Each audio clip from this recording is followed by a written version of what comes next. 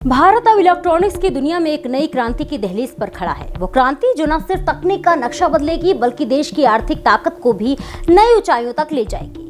अब तक जिस चीज के लिए भारत विदेशों पर पूरी तरह निर्भर था, यानी प्रिंटेड सर्किट बोर्ड पीसीबी, उसके निर्माण में अब देश आत्मनिर्भर बनने की ओर तेजी से बढ़ रहा है। नमस्कार, मैं प्रेयसी पांडे और आप देख रहे हैं भारत एक्सप्रेस।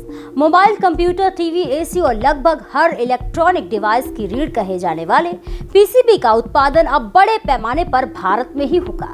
जी हां, केंद्र इलेक्ट्रॉनिक्स और सूचना प्रौद्योगिकी मंत्री अश्विनी के अनुसार इस कदम से देश को हर साल करीब 40,000 करोड़ रुपए की विदेशी मुद्रा की बचत होगी। ये सिर्फ एक आर्थिक आंकड़ा नहीं बल्कि भारत की तकनीकी आजादी की दिशा में एक बड़ा कदम है।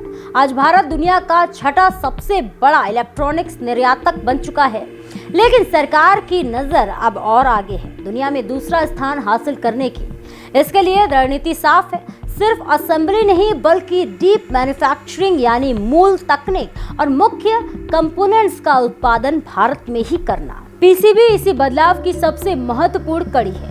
ये वो आधार है जिसके जरिए किसी भी इलेक्ट्रॉनिक डिवाइस के सभी हिस्से आपस में जुड़ते हैं और काम करते हैं। अब तक भारत इस अहम कंपोनेंट के लिए विदेशों पर निर्भर था, लेकिन अब देश में ही 20 से 22 लेयर वाले हाईटेक और एडवांस पीसीबी बनाए जाएंगे। इसका मतलब है अब भारत न सिर्फ अपने लिए बल्कि पूरी दुनिया के लिए इलेक्ट्रॉनिक हार्डवेयर तैयार करेगा। इस बड़े विजन का केंद्र बनने जा रहा है उत्तर प्रदेश का जेवर इलाका। यमुना एक्सप्रेसवे औद्योगिक विकास प्राधिकरण क्षेत्र में एक विशाल इलेक्ट्रॉनिक्स मैन्युफैक्चरिंग क्लस्टर तैयार किया जा रहा है।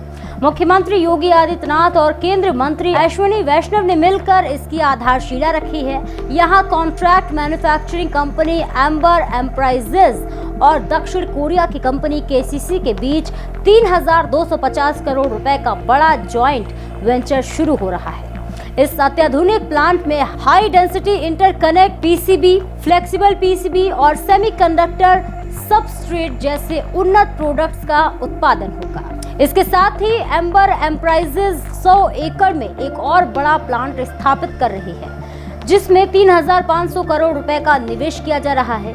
ये यूनिट मुख्य रूप से रूम एयर कंडीशनर और कॉपर क्लैड लैमिनेट्स जैसे महत्वपूर्ण इलेक्ट्रॉनिक्स घटकों का निर्माण करेगी। इस पूरी परियोजना का सबसे बड़ा फायदा सिर्फ तकनीक नहीं बल्कि सामाजिक भी है। अनुमान है कि इन दोनों मेगा प्रोजेक्ट्स से करीब 3,000 लोगों को सीधे रोजगार मिलेगा, यानी टेक्नोलॉजी के साथ साथ रोजगार का भी बड़ा विस्तार होगा। इसके अलावा पर्यावरण को ध्यान में रखते हुए इन फैक्ट्रियों को जीरो लिक्विड डिस्चार्ज तकनीक पर डिजाइन किया गया है। इसका मतलब है कि फैक्ट्री से निकलने वाला पानी पूरी तरह रिसाइकल किया जाएगा, जिससे प्राकृतिक संसाधनों पर दबाव कम होगा और सस्टेनेबल इंडस्ट्रियल डेवलपमेंट को बढ़ावा मिलेगा। फिलहाल इस खबर में इतना ही। ऐसे ही और भी तमाम खबरों को देखने के लिए जुड़े रहिए भारत एक्सप्रेस के साथ।